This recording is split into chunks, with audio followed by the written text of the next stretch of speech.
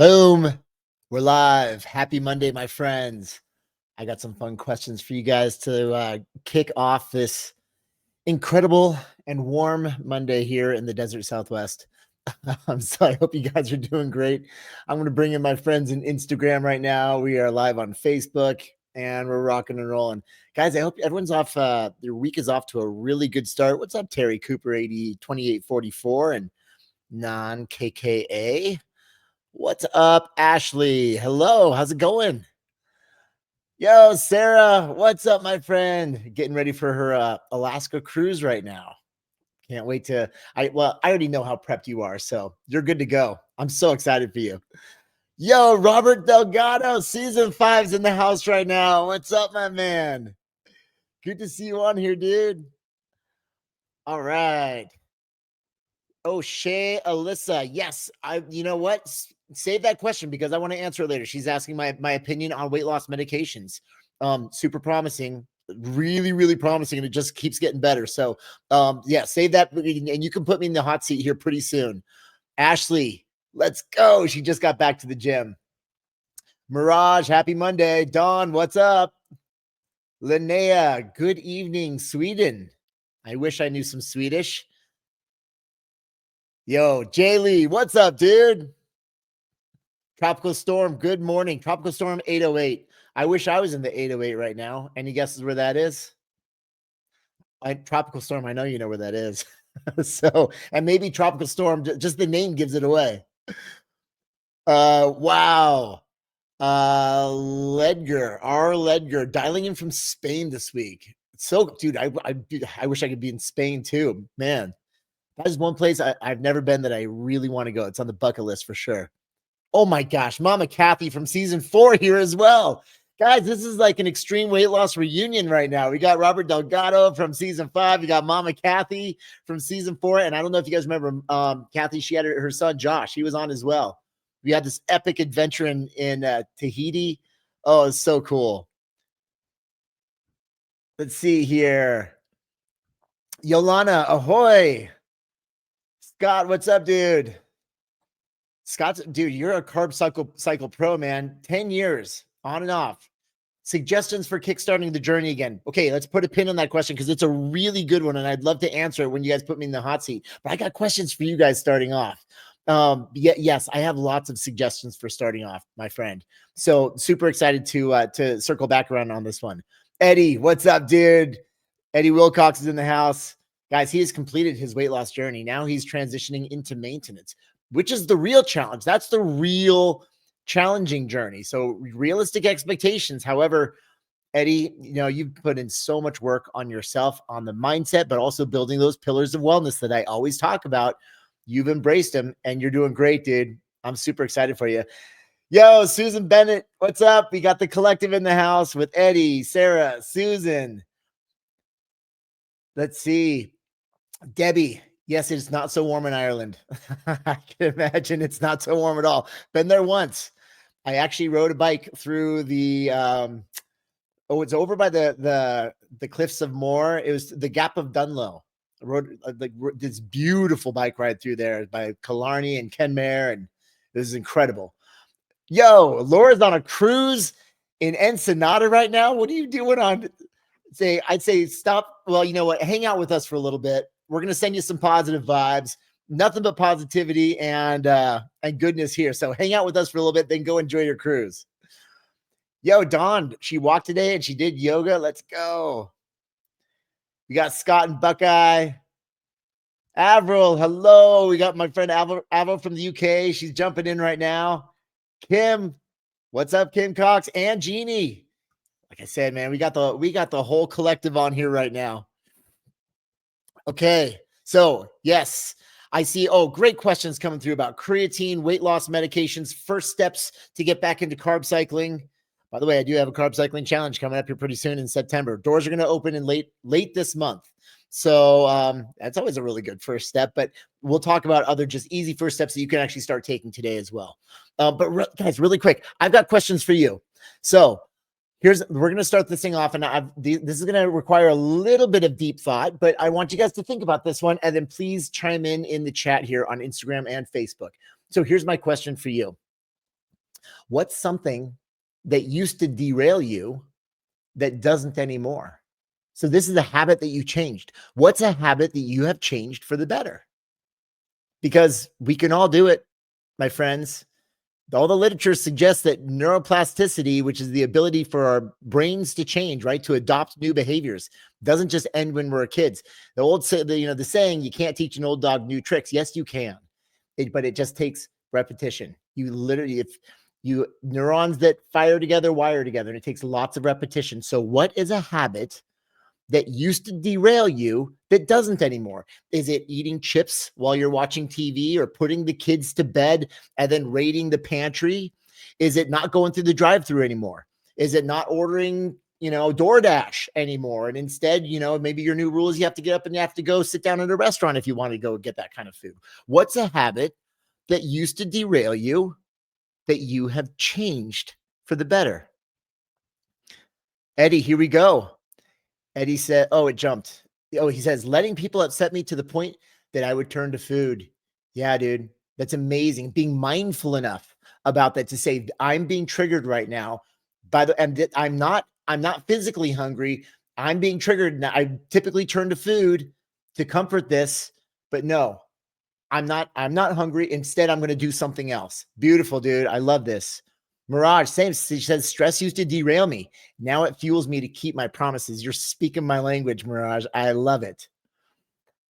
Here we go. Jax, saying no at work, so I make time for me. Huge.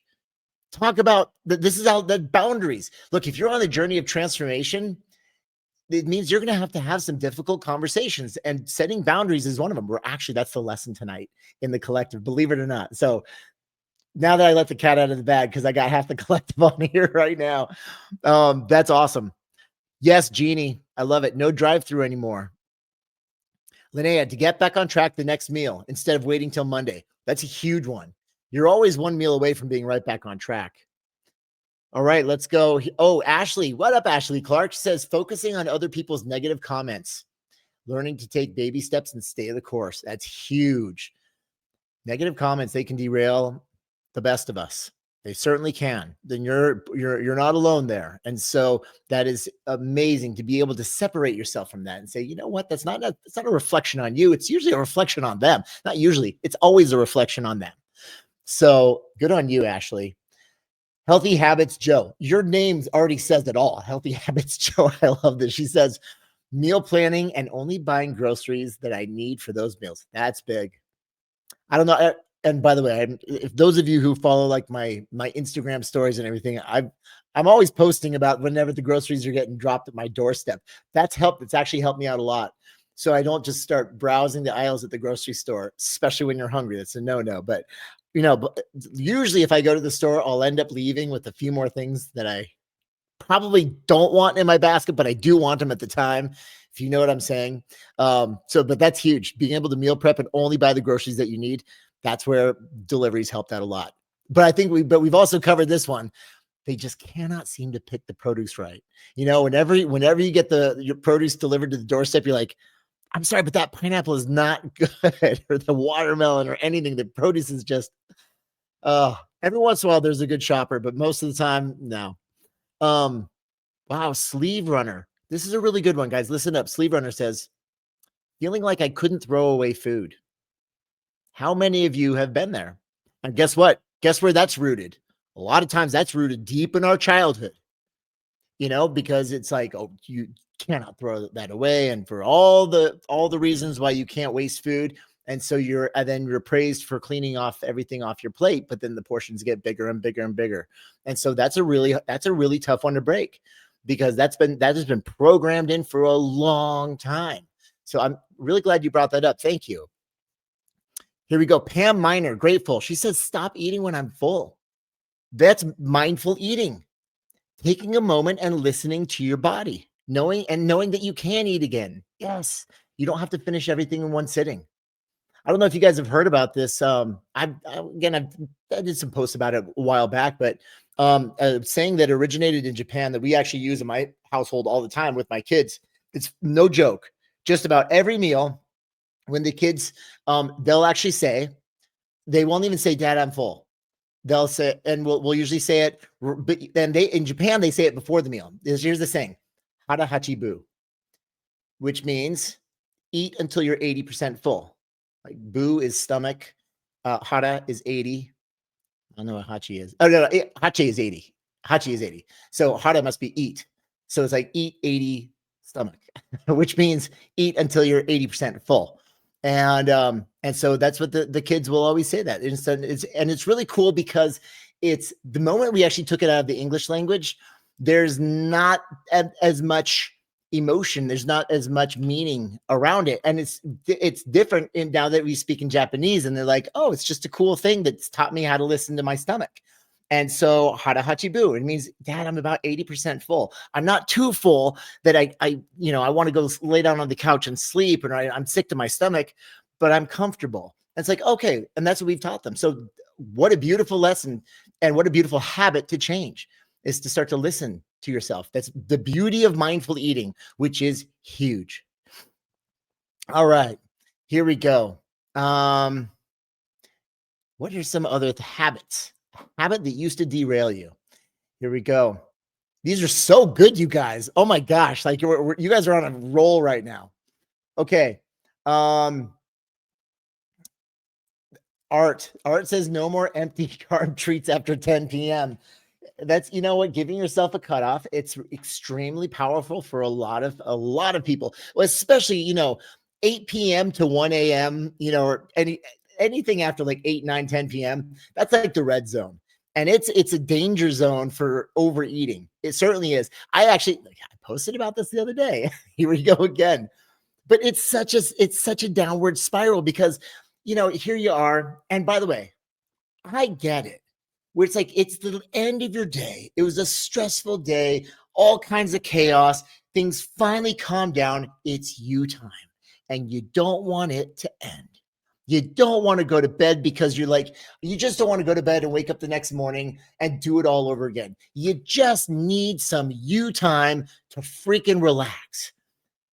Here's the catch.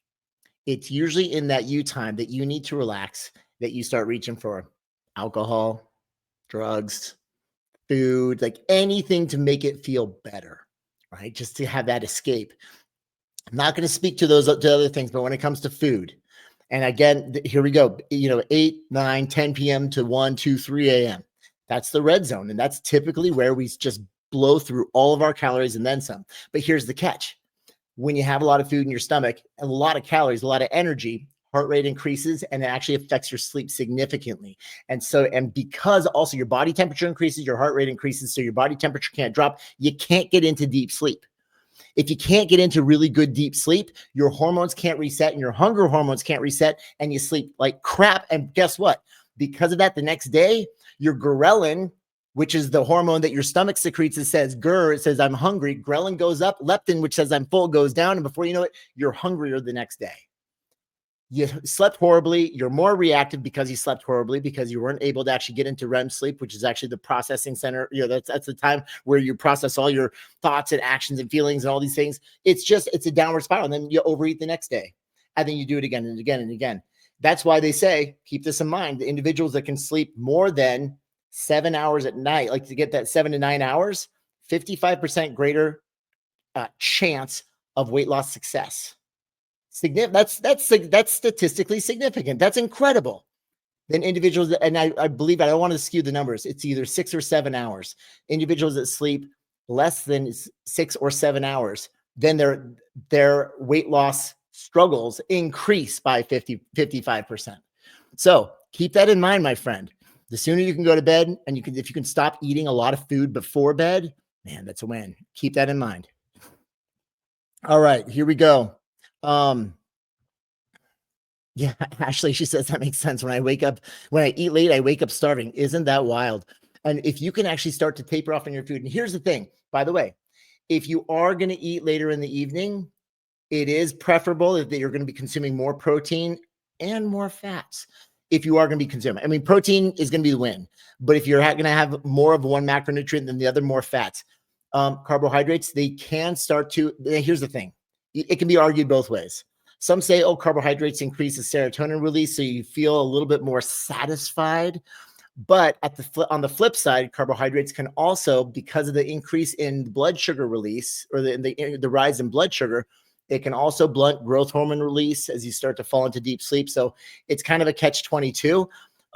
However, also, if you consume a lot of carbohydrate before bedtime, that is linked to a higher heart rate and a higher body temperature. And so keep in mind, your body has to cool 1 degree in order to fall into deep sleep, like deep restful sleep. So I try to avoid carbs as much as possible before bedtime. Not that carbs are bad. I just don't want a lot of them before bed so I can sleep deeper and I can get a better reset of my hunger hormones and I'm not fighting hunger and cravings the next day. Puts you in a much better place. Okay, here we go. Jade just invited me to St. George, Utah in October for the biggest event of the year. It's called Cave Rave 2025. I would probably be the oldest person there. Jade, I'm 47. Am I cool enough to go? That'd be amazing. I think it'd be a blast. And FYI, I'm just going to tell myself here, I've never been to a rave in my life. So I'll add it to my bucket list. It sounds like a blast. So cave rave, that's awesome. I was actually just talking to Cash about caves yesterday. We were talking about how scary they are sometimes. So, okay, here we go. Okay, a habit. Here we go. Last thing I want to call out another individual here, and she's a real superstar, Jessica Saldivar, my friend Alvarez. I would say Alvarez. Yes. She says, not letting an injury stop me. Just have to do something differently. This is absolutely, and this is true because she has worked around her injuries and there's been a handful of them along the way. And she says, if my knee is bothering me, I work on my upper body. She's always working around her injuries. And we call them quinjuries, right? It's like a quitting injury. It's like, oh, I broke my thumb. I got to stop. Transformation journey's over. My thumb's busted. Really? And so, Jessica, you are a shining example of working around those injuries because they're inevitable, my friends. They're going to happen. And so just be ready for it. And when it does happen, you move around it because you focus on what you can control, your nutrition, stress management, your sleep, all these different things. And they're all going to get you closer and closer. And no matter what, you always keep your power promise every single day to keep you anchored in. That's huge. Okay, friends. I know by the way, I stayed on this one because it was just so cool. And y'all are sharing so many incredible things right now. And so I just wanted, it was a beautiful conversation to have. Now I'm scrolling down to see where we're at right now on the comments. Okay. Here's one more thing just to keep it, guys, this is positive. It's Monday. Like we're rocking and rolling. So what's one habit? Now we talked about a win that you guys have had. So this is huge. Proof that you can change. So what's a habit that you're working on this week? Not in the future. What's a habit that you're working on this week, starting today? And maybe it started a couple of weeks ago. Maybe it started a couple of months ago, but what's something that you're continuing to work on? What's something that you're actively working to change? And I will say it like this, and in the words of Dr. Joe Dispenza, and at least I heard it from him first, but he was always saying, neurons that fire together, wire together. Neurons that fire together, wire together. And that means the more you practice a routine, the more you practice an action over and over and over again, those neurons will then, over time, it will become reflexive. It will become a habit.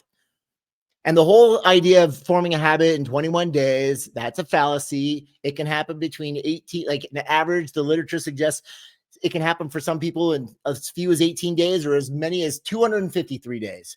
There's a really cool study where they actually had people, they studied how long it would take them to adopt a habit of going on like a 5 or 10 minute walk after dinner.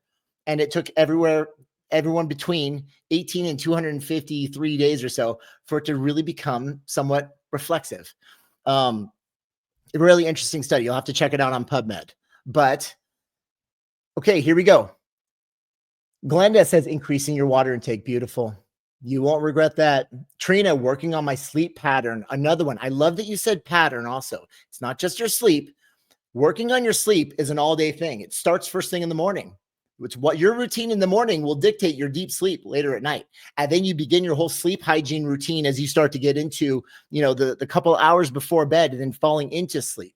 I love it. Jeannie, logging your food in the morning for the day. Beautiful. Ah, Dawn, not hitting your head and saying that you're not worth it. We need to have a discussion about reframing our thoughts here, I think, as well. In fact, that was actually going to be one of my questions this morning, but we're going to save it for later. But I'm glad you brought that up. Thank you. Here we go. What's another one what's a habit you're working on this week? If anyone who's just joining in right now, we are dropping into the comments right now, habits that you're working on this week. What are you actively trying to improve with yourself? Pam Miner says, being more active. I like that. Here we go. Tropical Storm 808, upping your hydration. Beautiful. Guten Tag, Germany. Here we go. Okay, Gretchen says going to bed earlier so you can get up earlier to get your workout in before the dogs wake up. Beautiful. It really is. I'm telling you, Gretchen, when you lock that one in, it's a game changer. It certainly changed my life. I was not like that at all. I was a night owl. I prided myself on work, and I'll sleep when I'm dead. Probably one of the biggest mistakes I made for decades.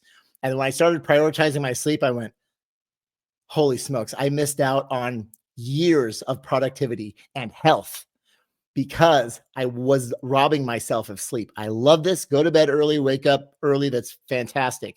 Here we go. Sylvette's not eating after 8 p.m. Annette, water first thing. Darwin, Watambe, sleep hygiene. Yes. Kim, using restriction bands. Lauren, good one. Not rolling over and going to sleep after you wake up, especially when that alarm goes off. That's a promise to yourself. When you set an alarm, that's a commitment. That's a secret commitment that you don't have to check in with anybody on unless you're late for work. But that's a commitment that you make. So hitting that snooze button, that's a horrible way to start your day, by breaking a promise to yourself. Way to go, my friend. She said she got up this morning and went for a walk for an hour and a half. That is awesome. I love it. All right, friends. Here we go. We're making really good progress here. All right. Hey, if y'all want, you can put me in the hot seat, ask me questions. I know there were a few earlier. I did see one on creatine. Here's the latest on creatine. It's good for everybody. It is the most studied ergogenic aid in history, which means more studies have been done on creatine than just about any other compound that's been used as far as like supplementation goes. And the latest on it is they are finding that it is incredible for children, for adolescents, for adults, for the elderly, and not just for performance and, muscle gain, speed and power, anything like that, but really for cognitive performance and brain health and cognition. And so to be able to think clearly and also to stave off cognitive decline as you're getting older. So now there are, again, the literature suggests, it's not even that it suggests, but they're using creatine with a lot of these individuals who are showing signs of dementia, Alzheimer's. It's part of their therapy. And so it is incredibly powerful stuff. I am trying to encourage my kids to use it every chance they get. And I encourage it a lot. I can't police it all the time, but it's flavorless and it's great. So you can just mix it in with any drink. And they've got creatine gummies and everything. But the most important thing, just keep this in mind. Most of these supplements, they're not regulated here in the United States by the FDA. And so, a lot of them tout, oh, we've got 5 grams of creatine monohydrate. But then if you actually take them to a third party and test them, they might have, 3.4 or 2.7. And some of them will have 5.5, whatever it might be. So it's just really important that you're going to go for a trusted brand of creatine. But yes, and yes, creatine across the board. Now, heads up, if you're on the weight loss journey and you start taking creatine, guess what's going to happen? Any guesses? Drop it in the chat. What happens with your weight? Let's see if you guys know this. You're on the weight loss journey, or you're on any kind of journey, and you're just taking creatine for your overall health. What's going to happen to your weight? What will you see on the scale within probably the first week or two? What's going to happen? Is the scale going to go up, or is it going to go down? What's it going to do? Yes, absolutely. You guys are right. The scale will go up. Why? because creatine is absorbed by the muscles. The muscles, they'll soak it up like a sponge. In the process, when the muscle is saturated with creatine, creatine is like a magnet for water. And so the creatine will then pull water into the muscle as well. And so I just want everyone to be aware of that. So if you start if you're on the weight loss journey, or if you're on any wellness journey and you're taking creatine for your wellness, please be aware that you will see a subsequent increase on the scale when you step on the scale. It'll go up a little bit after 1 week, and it'll probably go up a little bit more after 2 weeks. Don't be scared, because when those muscles are fully saturated, and keep in mind, you can always stop creatine and it's going to come right off. It has absolutely zero impact on your body fat. So it can really throw you off, especially if you see the scale go up. And I'm speaking to my friends here, and I'm just going to go out on a limb here and guess that many of us are on the weight loss journey, on the transformation journey of weight loss. And so just know that if you're taking creatine for your wellness, that's wonderful. Don't stop. It's going to really help you in the long term, but just be ready to see the scale go up. Again, you can always stop it and basically unload all the water. But remember, when your muscle is fully saturated, it won't go up above that. And then all of your efforts, your calorie deficit, your movement, all the things that you're doing throughout the day to optimize your wellness and to really optimize your deficit for weight loss, then you'll see that happen. So here's what's going to happen with the scale. The scale is going to rise to a certain point over 2 weeks, and then it's going to pick right back up with the trend at which you were losing weight. So just know that's going to happen. And I just want to, again, set realistic expectations for anyone who is going to start using creatine. Is it good for you? Yes. Certainly, again, the literature says yes across the board. Okay. So, Ashley English says, what's the trusted brand? There's some really good brands out there. Pure is a great brand. Thorne is a great brand. Those are all pharmaceutical grade. Transform HQ, my company. It's a pretty decent brand. But again, guys, look, just take creatine monohydrate again. And by the way, also, when it comes to creatine, there's a lot of different kinds out there, and everyone's trying to get all fancy with it, fancy schmancy. The most studied one that seems to be eliciting all the great results is good old-fashioned creatine monohydrate. It's the cheapest one. It's the one you can buy in literally bulk of pounds of this stuff. It's cheap. You don't need to go spending an absolute fortune on your creatine until something comes out and the literature proves otherwise, but it's good old-fashioned creatine monohydrate. Let me tell one more quick lesson about creatine. A lot of times they say, load it 10 grams a day. You can do that. However, a lot of times that can cause gastric distress. So just starting off with 5 grams a day, it's like just the average dose, 5 grams a day, just consistently. And then over time, again, 1 week, week and a half or so, your muscles will become fully saturated with it and you're good to go. So you don't necessarily need to load. Sometimes people would say, that's just a ploy to get you to consume more of your products. You have to go get more. Maybe. But there might be some truth to loading as well. Just keep in mind, again, gastric distress. So I don't want anyone here, in the middle of work having to run to the bathroom because you're loading your creatine. But check this out also. If you are, it's supposed to be a really, again, this is just hearsay, but it's supposed to be a really good remedy for jet lag. On like days, or if you don't get good sleep deprivation, jet lag, if you actually take more than 5 grams, like 10 grams of creatine, it's really supposed to help with your cognition. Again, I heard that. I don't know. I haven't validated it. I just want to throw it out there. Okay. Here we go, guys. More questions. Put me in the hot seat here. Let's see here.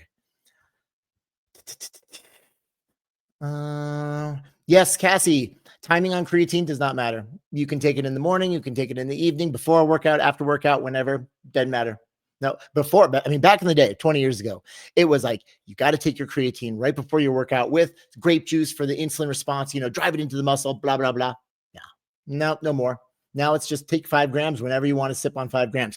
I'll usually put 5 grams of creatine right into my water. There's 5 grams of creatine actually in here with my electrolytes. So this one's coconut lime flavored electrolytes, and the creatine has no flavor at all, but I literally just stir it up, swish it around, drink it down. We're good to go. So now I'm getting my hydration and my creatine. So, okay, here we go. Um, Here we go. Lots of talk about creatine in here. Yeah, Avril, I love this. She just shared this. She put on 4 pounds in 2 weeks. But here's the best part. She didn't let it get to her because she knew exactly what was happening. She's on this beautiful weight loss journey.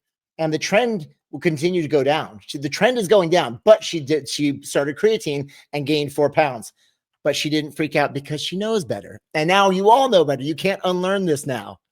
So when the scale goes up, just come right back to today's discussion. And now knowledge is power. You're equipped. So you're not going to freak out and in fact, you're going to appreciate creatine doing exactly what it's supposed to do. And that's pull water into the muscle. So among a lot of other things. All right. Rock and roll. Gentleman earlier, he asked about, he's been carb cycling for 10 years, but just stepped away for quite some time. And he's looking for the very first step back. Honestly, brother, one of the very first things that you could possibly do is before you jump into carb cycling, find out how many calories your body's burning again. Just use a calorie calculator. There's one in my bio. You could just go ahead and click on the link in my bio. There's a little link tree and just click on calorie calculator. It's free. And you just plug in your age, weight, height, gender, your activity levels, and you'll just get a rough estimate of the amount of calories that your body burns every day. That's going to be one of the best places to start. And then from there, you can make an educated decision on where the deficit is. By the way, guys, I'm working on a new calculator right now that I'm going to be opening in just the next couple of days. Believe it or not, it's a calculator that goes with my Deliciously Fit recipe book, believe it or not. So that's going to be a ton of fun. The calculator is completely free as well. But it also gives you your protein goals and your calorie goals. And it's going to suggest a 10% deficit, 20% deficit, and a 30% deficit, depending on how aggressive you want to get with your weight loss. So I'm going to be dropping that. Who knows when, maybe 48 hours, maybe 72 hours. It's going to happen all at the same time with the release of the book. But okay, so back to your first steps, my friend. Find out your calories, determine just a good, healthy, safe deficit for yourself. Once you've determined the deficit, you can carb cycle. The key is to create a cycle that works best for you in your life. I love, when it comes to first steps of carb cycling, I love to have everybody start off with 3 high carb days, 3 low carb days, just to feel how your body reacts, because everybody reacts differently. It's really, really cool to kind of see. And then once you figure out how your body reacts to the high carb and low carb days, you can make adjustments so that you can maintain that good mental clarity throughout the entire process. I know I'm giving a lot right now, but I'd say first things first, get your calories, determine a deficit before you even start to cycle. And then I like to get into that good, steady, solid 3 high carb days, 3 low carb days, because then you really get a good feel for how your body's reacting in those days and how your body responds to more carbohydrates and less fat, and then how your body responds to lower carbohydrates and more fat. And again, some people feel like champs over here and they feel terrible over here. And some people feel terrible over here and they feel like amazing over here. So once you've determined that, that's when you can really start to have fun. And that's when you can actually essentially customize a cycle that works best for you.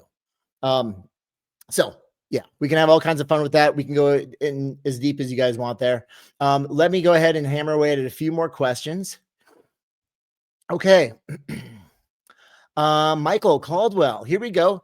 Asking for, really quick, Claude, creatine causing hair loss? No. I do not believe there are any studies. There's no literature that suggests that creatine causes hair loss at all. Gretchen, what's my favorite exercise? Well, I talked about this in my reel yesterday. The best exercise y'all could do is whichever one you love to do the most as far as moving goes. But what's my personal favorite exercise? I like the classics. I love squats. I love a bench press. I love deadlift. Yeah. You know, it's crazy. I'll tell a story in a little bit, guys, but I injured my back really bad deadlifting twice. And then, guys, I got stem cells a couple weeks ago, and I was skeptical. A couple days ago, I don't want to give away too much, but I'll go into detail on the story. I put on 19 years. I've been in pain. I quit 19 years. Every time I bend over to put on my socks, I have to hold my breath. And I put on my socks yesterday. Sorry for getting a little bit emotional, and I didn't have any pain. And so there's a lot to this, and I'm really excited for where this could possibly go. It was like for the last couple of weeks, I've just been like listening to it and kind of feeling it out.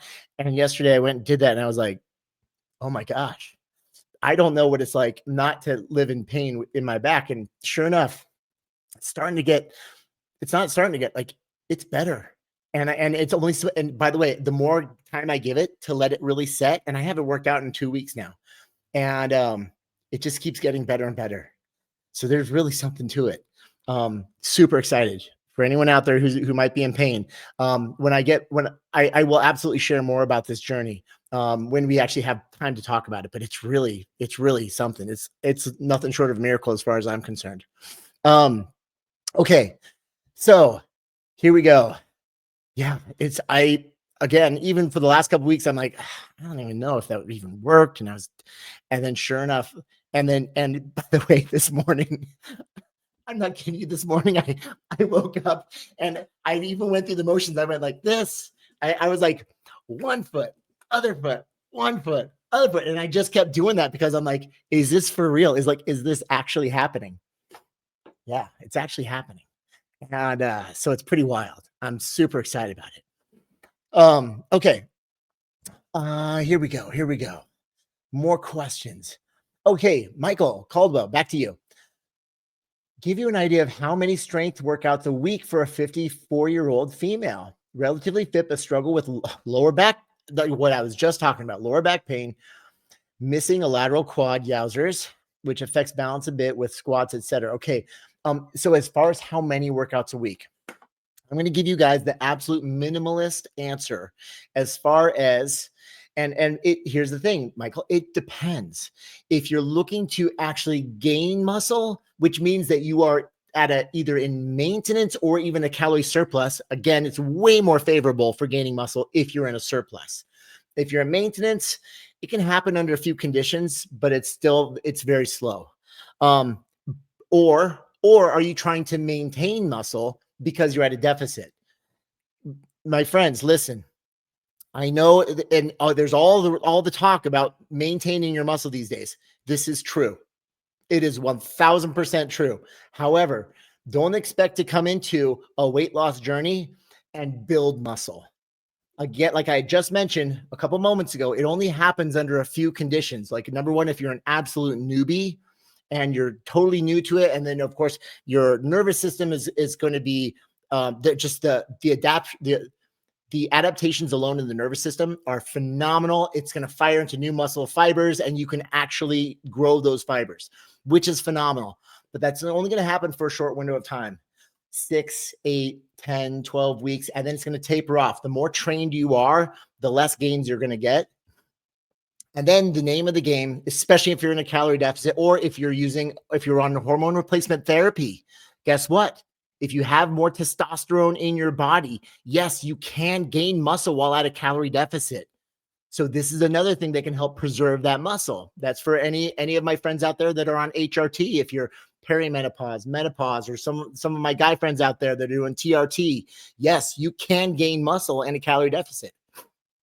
Okay, so coming down to the number of sets that you actually need to perform, the literature suggests a minimum of 3 to 4 quality sets to maintain a muscle, period. To maintain, I know I kind of, with my inflection there, so it was like I was going to say something else. No, 3 to 4 quality sets to maintain a muscle. Now, let me elaborate.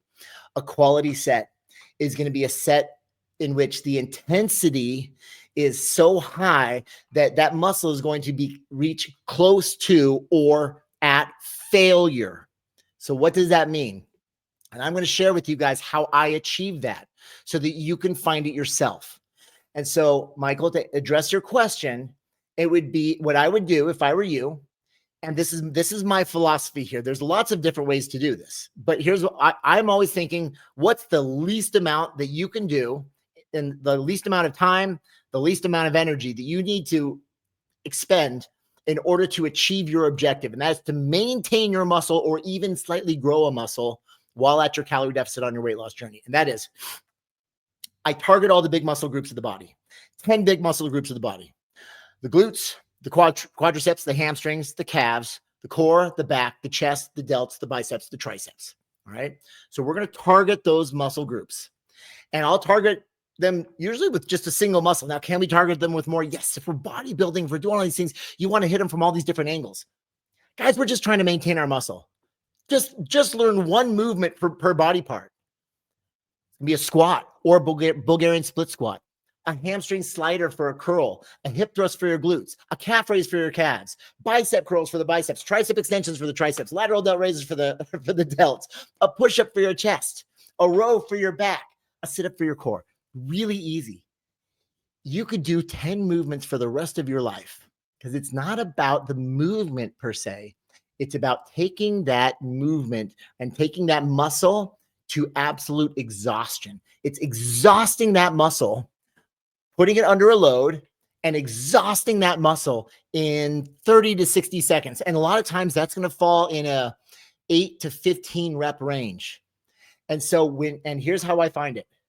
I will always find either body weight or just using, well, for me, like as you get stronger, you're going to need more and more weight.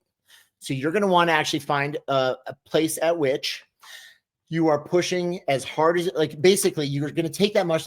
Let's just do like a push-up kind of motion.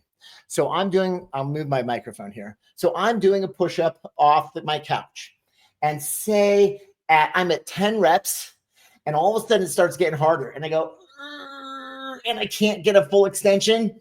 That's exactly where I want to be, but I ain't done yet, because that's not full exhaustion of the muscle.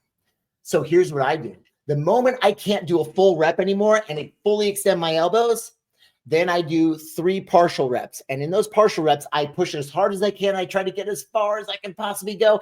And every single rep, it gets shorter and shorter and shorter. And then when I can't do any more, I just hold it there for 3 seconds, and then I stop.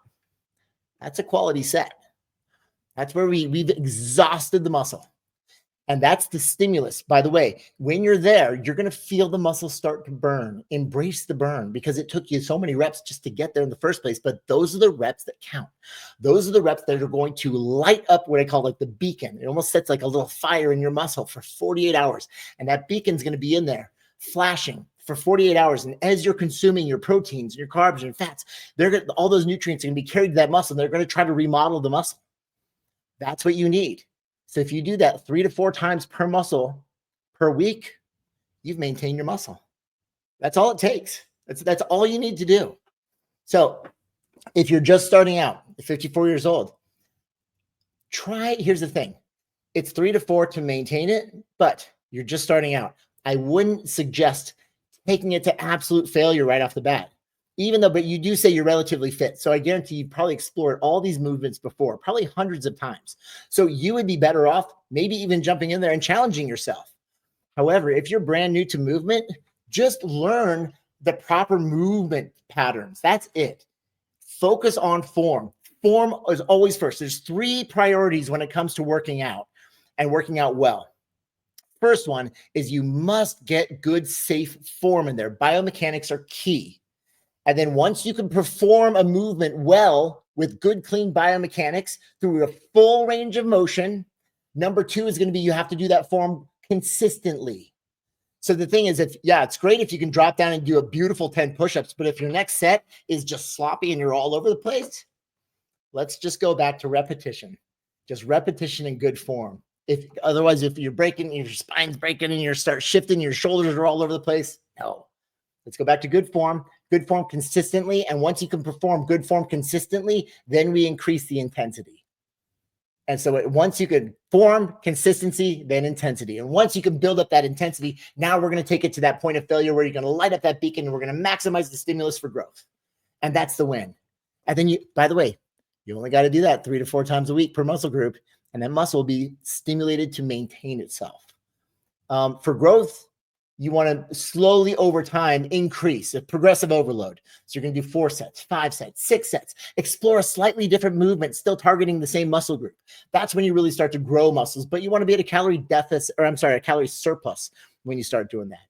I know I took quite a bit of time on that, but I wanted to elaborate on it just to teach you all how to do it. So now you've got what it takes. I really hope that helps. All right. Cassie says she waits for the lip twitch when lifting. That's a really good way to do it. Or if, here's the thing, when you start reaching that point of failure, you can't help but grunt. As much as you might try to keep it in, it's going to happen. And so that's another place. But that, again, remember, that's the third step. That's intensity after you've already got really good form and you're doing it consistently. Okay, here we go.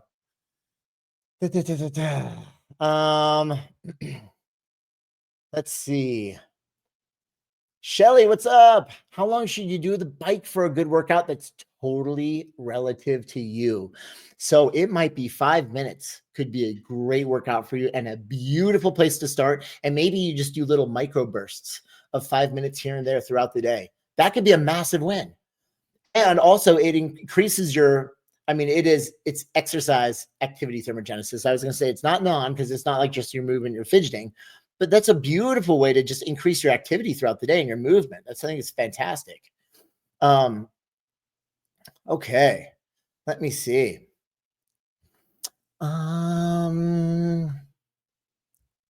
Looking for some more. Let's see. Heading over to Instagram. You guys have any questions for me?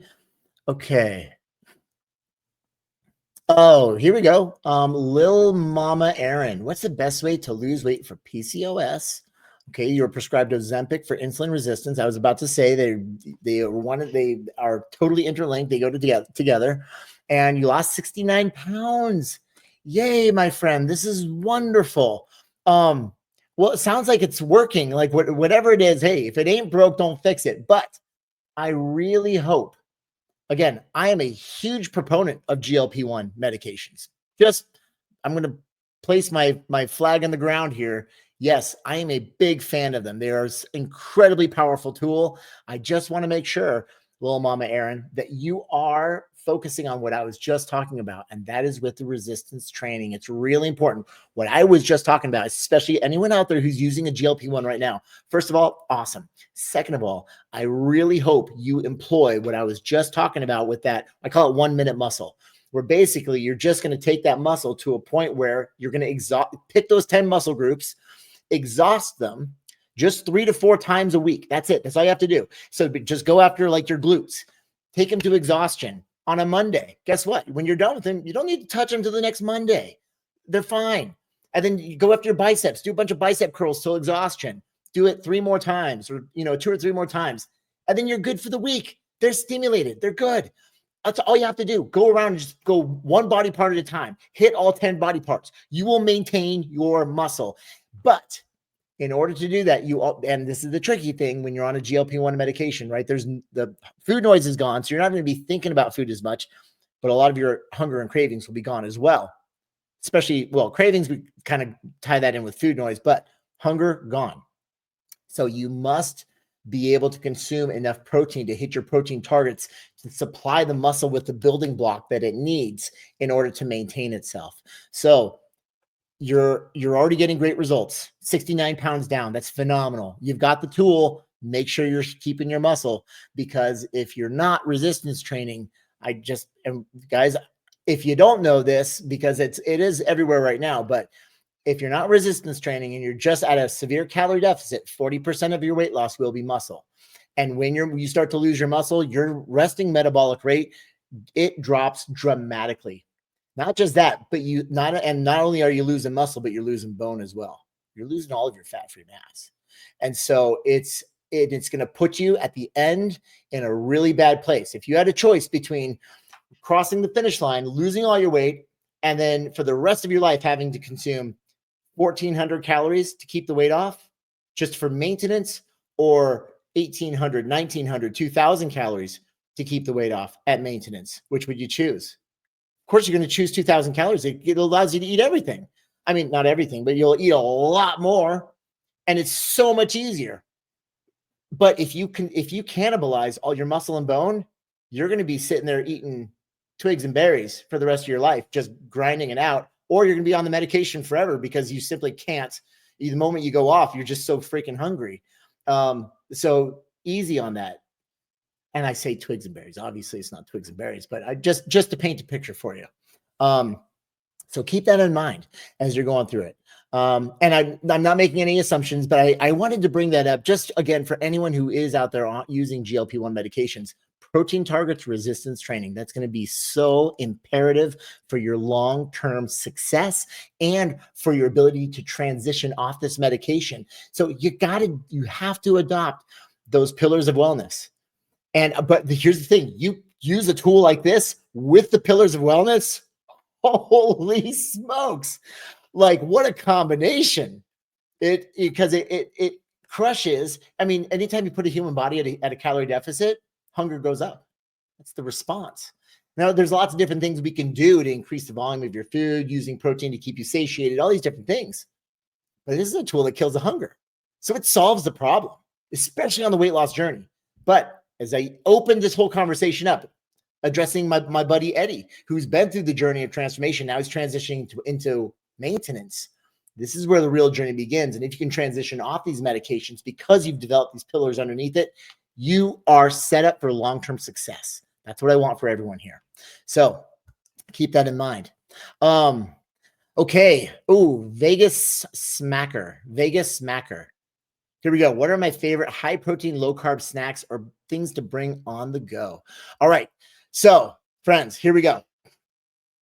First of all, I have to bring this up, guys. My Deliciously Fit recipe book is dropping in like the next couple days. I can't say exactly when. We're in full sprint mode right now. The book is done and I can't wait for you guys to see it. I didn't go small. I wanted to deliver a lot of value. So it's 285 pages. It's an ebook right now. It'll be going to print in September, but it's an ebook now. But don't worry, there are links, hyperlinks on the table of contents. So you could just jump to any recipe that you want and jump back. It's so easily navigable. And hyperlinks on everything, all the appliances, all the ingredients. It's pictures for the whole thing. So anyone who's like brand new to making food, it's going to make it so insanely easy for you. Again, 285 pages. The print version is 5 pounds, but the print version, it's glossy pages, everything. So it's kitchen proof, spiral bound. So you can just open it up to a recipe. It's going to make it super easy. Again, that one, it's going to happen in September. Right now, ebook is going to drop. And if you got a tablet or an iPhone or something like that, it's going to make it super easy. Or you could just simply print out your favorite ones and pull them in the kitchen and whip them up yourself. So super excited about this one. So stay tuned. And if you've been enjoying my recipes over the last couple of years, it's the combination of all the favorites. It's 121 recipes, and I cannot wait to get them to you. So a lot of the foods I actually make, I'll carry them with me on the go. You know, as far as some of the strawberries and cream muffins that I just made are absolutely nails. Yes, they're in there. I can't wait to share this recipe with you guys. I'll be posting it this week, or maybe next week. But as far as other snacks I bring on the go, like high and low carb, I'm always bringing shakes with me. I'm always bringing these little peanut butter balls with me. They're in there as well. And so I'm always sometimes I'll bring like Bobo Bites. Sometimes I'll bring a banana, something like that. Super easy. If it's a low carb day, I'm always bringing nuts with me. And, smokehouse almonds are my jam. I know everyone's like, oh, raw, it's got to be raw, but no, you should enjoy your food. I gave up that whole chicken and broccoli and rice thing years ago. And now it's like, no, you should eat some really freaking delicious food while you're on the weight loss journey, because you can make it enjoyable. And as long as you maintain a calorie deficit, you're winning. So yeah, flavor your nuts and enjoy them. Let me see. Beef jerky. You can't go wrong with any of your jerkies. Just the classic stuff for bringing it on the go. Okay, here we go. Let me see. Holy smokes, guys. Here we go again. I just looked up at the clock. I've got another team meeting in 5 minutes. We're getting this book wrapped up and so close to done. I cannot wait to share it with you guys. Again, stay tuned and keep an eye out, because it's going to be dropping in the next a couple days. Here's the other thing. The first 500 people that purchase it, we're going to do a live meal prep session together. So get on it fast. I do believe they're going to go relatively quickly, especially the first 500. First 500 to purchase, we're going to be doing a live meal prep session together. So I'm going to show you just all the tricks of the trade. We're going to just whip up 6 of my favorite meals, and I hope you love them too. But we're going to stock up everyone's fridge and get them ready to rock. So it's going to be a ton of fun.